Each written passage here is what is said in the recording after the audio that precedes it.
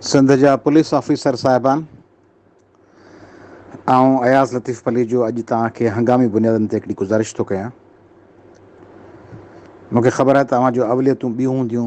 मूंखे इहा बि ख़बर आहे त तव्हां वटि अयाज़ लतीफ़ अली जे या ॿिए कंहिं अहिड़े माण्हूअ जी ॻाल्हि जी अहमियत घटि हूंदी जेको वज़ीर आला न हुजे, गवर्नर न हुजे, वफ़ाक़ी वज़ीर न हुजे, MNA MP सेनेटर न हुजे, बदिली ऐं पोस्टिंग न कराए सघंदो हुजे।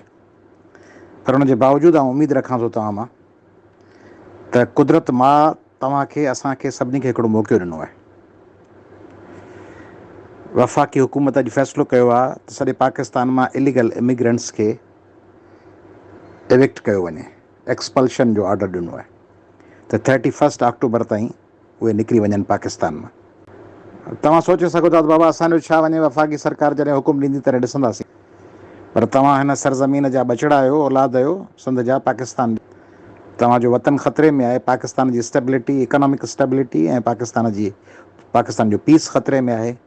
ऐं सिंध में इलीगल इमिग्रेंट्स जा हुजूम आहिनि लखनि जी तइदाद में, जेके तव्हां लाइ कराची, हैदराबाद, सखर वॾनि शहरनि ऐं शाहराउनि ते ख़तरो आहिनि।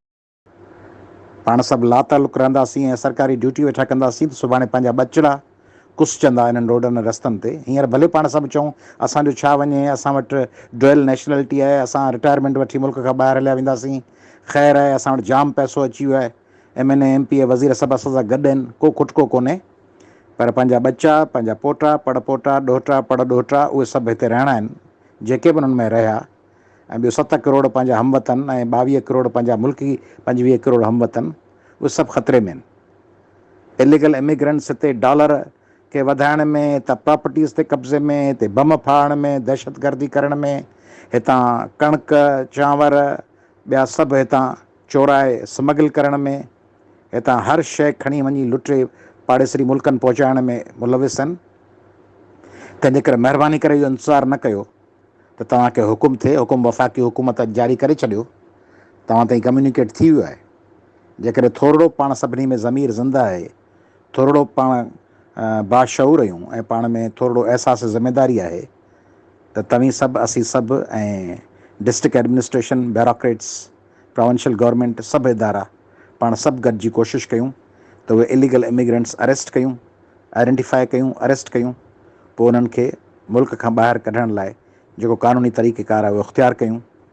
ऐं उन में पाण का बि ग़ैर ज़िमेदारी न कयूं, पाण इनिशिएटिव वठूं। जीअं ज़ाती ज़िंदगी में पाण हर कम में पेशकदमी कंदा आहियूं, ॿिए कंहिंजो इंतज़ारु कोन कंदा आहियूं, पर जेके क़ौमी मफ़ाद जा, सिंध जे माण्हुनि जा, पाकिस्तान जे माण्हुनि जा गॾियल मफ़ाद आहिनि, उते पाण चवंदा आहियूं त आग लाहींदा आहियूं त केरु हुकुम करे ॾंडो खणी चवे पोइ करियूं, हूअं न करियूं। ऐं तव्हांखे गुज़ारिश थो कयां, तमामु निमाणी, हम्बल, डाउन टू अर्थ, ऐं आउं तव्हां मां उमेदु थो कयां, I expect that you would play your role ऐं you would come forward, you would take initiative. मुंहिंजी गुज़ारिश आहे, महिरबानी।